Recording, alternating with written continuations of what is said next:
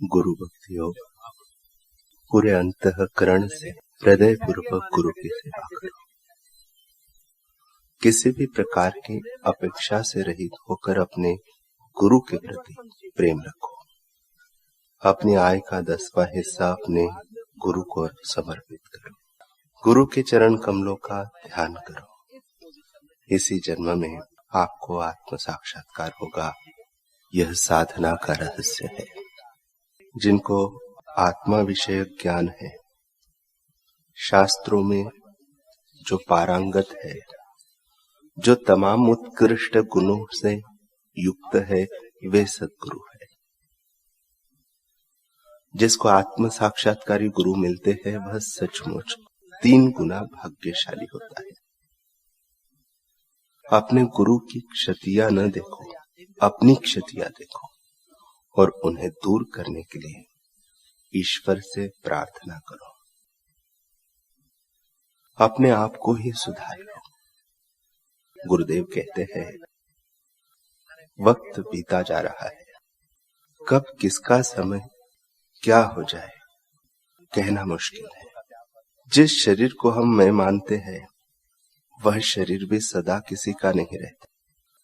इसलिए अब तो नाम जप की सच्ची कमाई करने लग जाओ, समय न गवाओ।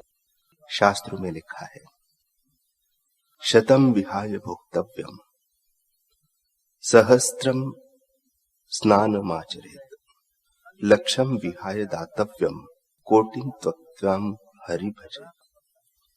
100 काम छोड़कर समय से भोजन कर लो, 1000 काम छोड़कर स्नान कर लो, 1,00,000 काम छोड़कर दान पुण्य कर लो और करोड़ों काम छोड़कर परमात्मा की प्राप्ति में लग जाओ।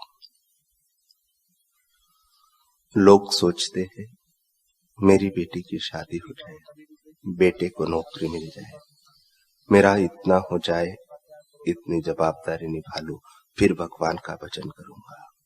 स्वामी माधव तीर्थ महाराज पहले रेलवे में ऑडिट ऑफिसर थे। उनका पूर्व का नाम मधु भाई था। वे साधु बनना चाहते थे, लेकिन उन्हें बेटी की शादी की चिंता सताती थी। इसलिए वे सोचते हैं कि बेटी की शादी के बाद संन्यास ले लूंगा।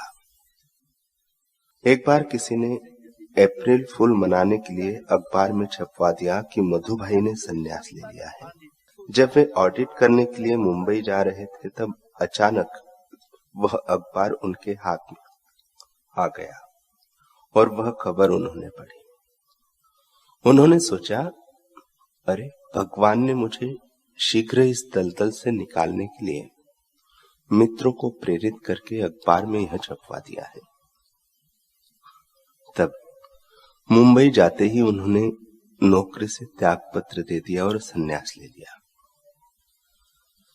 जब छलांग मार दी, हो गए साधु, तो बेटी की शादी आसानी से मिल मालिक के कुटुंब में हो गई।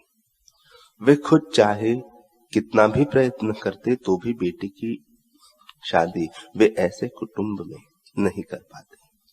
यहाँ तो बेटी की शादी की चिंता और कहा संन्यास ले लिया, तो सब काम अपने आप हो गए। स्वामी माधव तीर्थ महाराज का शरीर तो अभी नहीं है, लेकिन उनके मार्गदर्शन लेने वाले लालजी महाराज भी मेरे मित्र संत ही थे। ऐसे ही मैं सोचता था कि मेरा भाई सिगरेट छोड़ दे, फिल्में देखना छोड़ दे, चाय पीना छोड़ दे, यह ठीक हो जाए, वह ठीक हो जाए, फिर सब छोड़कर चला जाऊं। गुरुदेव कहते हैं कि मेरा भाई मुझे बोलता था कि ले आओ सिगरेट, तब झक मारकर मुझे लाकर देनी पड़ती थी। पर जब हम घर छोड़कर गुरु के पास चले गए, तब हमें कहना नहीं पड़ा। उसने खुद सिगरेट छोड़ी, फिल्में भी छोड़ी और हमें मत्था टेकने और हमारा दर्शन करने के लिए कतार में लगता था। हम लोग गलती क्या करते हैं? कि दूसरों को सुधारना शुरू कर देते हैं। जो अपने सुधार से बचना चाहते हैं वे दूसरों को सुधारने में लग जाते हैं। दूसरों को सुधारने में अपनी ही शांति गायब होने लगती है। आप पहले अपने आप को मजबूत बनाइए, अपने आप को ही ठीक से सुधार लीजिए, फिर दूसरों का अपने आप भला हो जाएगा। आप तो केवल लग जाइए ईश्वर प्राप्त